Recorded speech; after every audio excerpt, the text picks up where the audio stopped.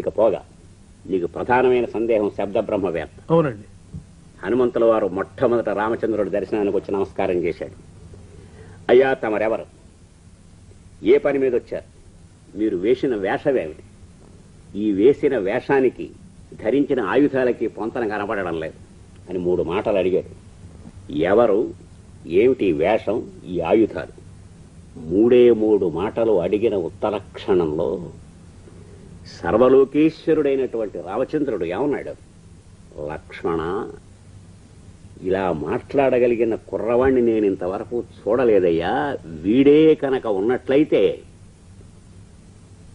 ముల్లోకాలను మనం జయించగలుగుతాం.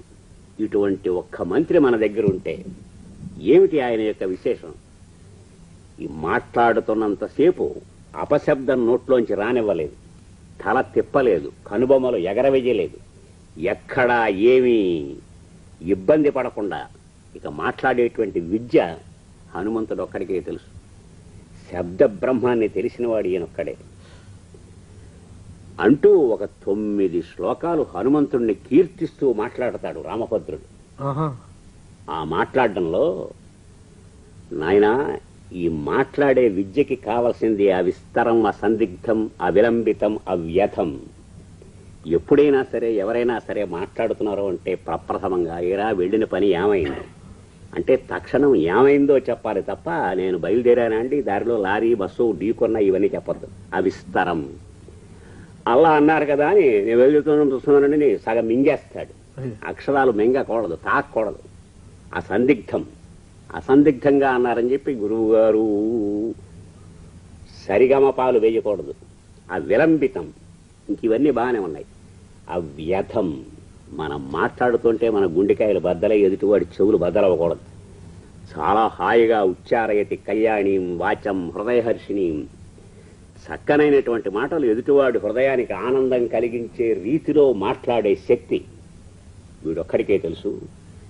వేదత్రయాన్ని అధ్యయనం చేసి, నవ వ్యాకరణాలు కంఠపాఠం చేసి, శిక్షా, జ్యోతిష, ఛంద, కల్ప, నిరుక్త, వ్యాకరణాది షట్శాస్త్రాలు కరతలామలకం చేసుకున్నవాడు తప్ప ఇలా మాట్లాడలేడు లక్ష్మణ. కనుక కొంచెం ఒళ్ళు దగ్గర పెట్టుకుని ఈ అబ్బాయితో మాట్లాడబోయ్ అన్నాడు. రాముడు అంతటి వాడు, తనంతవాడైనటువంటి లక్ష్మణస్వామిని రామాయణం మొత్తం 24,000 శ్లోకాలలో ఆ మూల నుంచి ఈ మూలకి ఎక్కడ తమ్ముడు నువ్వు ఒళ్ళు దగ్గర పెట్టుకు ప్రవర్తించు అనే మాట ఆయన నోట అనవలసిన పని ఏనాడు రాలేదు. ఒక్క 3 మాటలు మాట్లాడాడు హనుమంతుల వారు. ఆయన మాట్లాడినటువంటి 3 మాటలకి ముచ్చటపడి శబ్దతత్వం తెలిసినటువంటి హనుమంతుడే అని రామచంద్రమూర్తి గ్రహించిన వాడై ఇంత మాట అన్నాడు అని వదిలేస్తే సరిపోదు. ఇక్కడ అంతటి వాడు అవునో కాదో చూపించాలి. ఈయన యొక్క మాట్లాడే తెలివి ఏమిటి, ఎప్పుడు, ఎక్కడ, ఎంత, ఎవరితో ఎలా మాట్లాడాలి, ఈ 5 సూత్రాలని మనస్సులో పెట్టుకు ఎలా నడిచాడు అనేది ఒక్క ఉదాహరణ మనం చెప్పేసుకుంటే, అమ్మవారిని చూసి తిరిగి వచ్చాడు. జాంబవంతుడు దగ్గరగా పిలిచాడు. నాయనా ఎలా వెళ్ళావు, ఏమిటి కథ, ఎలా వచ్చావు అన్నాడు. అక్కడ కూర్చుని 200 శ్లోకాలు పాడాడు. ఓ అది చేశాను తాత, ఇది చేశాను, వాడిని కొట్టాను, వీళ్ళు కొట్టాను, లంకకి నిప్పు పెట్టాను, అది చేశాను, ఇది చేశాను, 200 పాడాడు. రామచంద్రుడి దగ్గరికి వచ్చాడు. నాయన ఏమిటి కథ అన్నాడు.